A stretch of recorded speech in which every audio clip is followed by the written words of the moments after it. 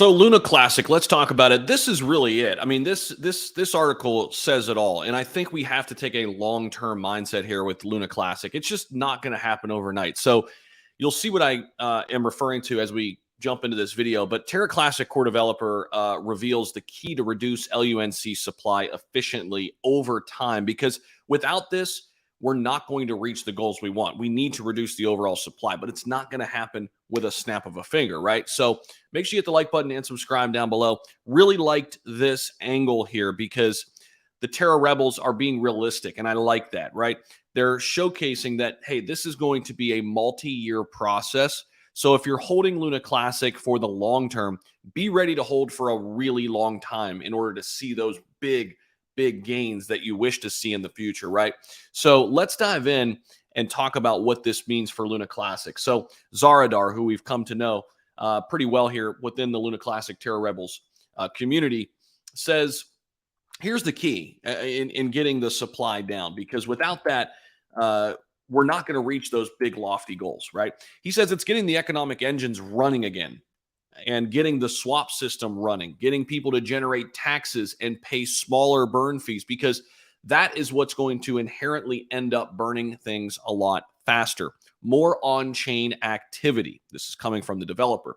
He says, and I think, it'll probably be slow for the first few years. See, slow for the first few years. So basically insinuating that, hey, this is going to be a multi-year process. We're looking at 3 to 5 years down the line in order to really make a dent in the overall supply. But if we succeed, he says, to reach some sort of tipping point in terms of real world transactions on the network, eventually that will start speeding up at a pace that might eventually equate to the crash itself, at least for a certain period of time. Now, it's worth noting that the Terra Rebels hope to re-enable swaps on the network and eventually repeg Terra Classic USD stablecoin, which again, it's not going to happen overnight. So what I want to see is continued action and continued support for new projects, development on chain.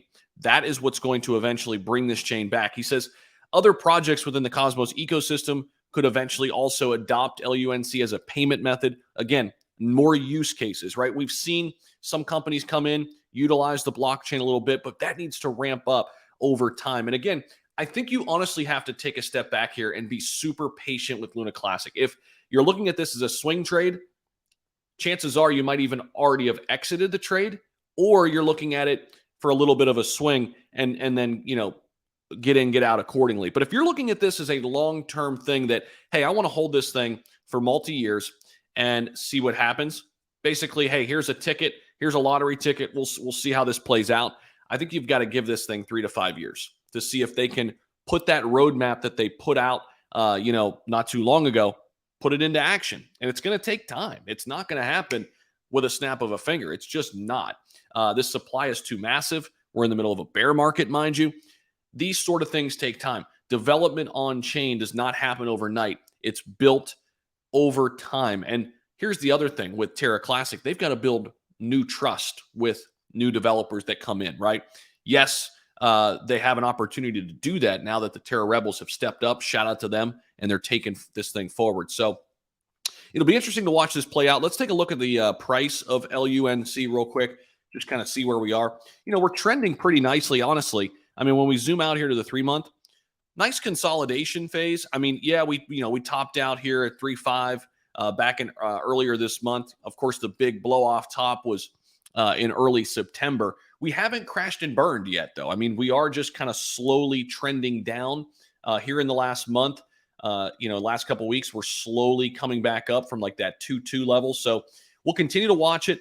Any big catalyst, I think, could eventually take us back up to this 3.6 level and retest it.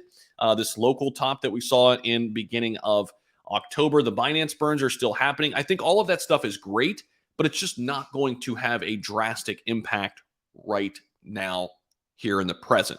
It's going to be over time. So be willing to wait is really the theme of this video. Let me know what you think down below. Appreciate you guys stopping by. Don't forget to smash the like button and also subscribe.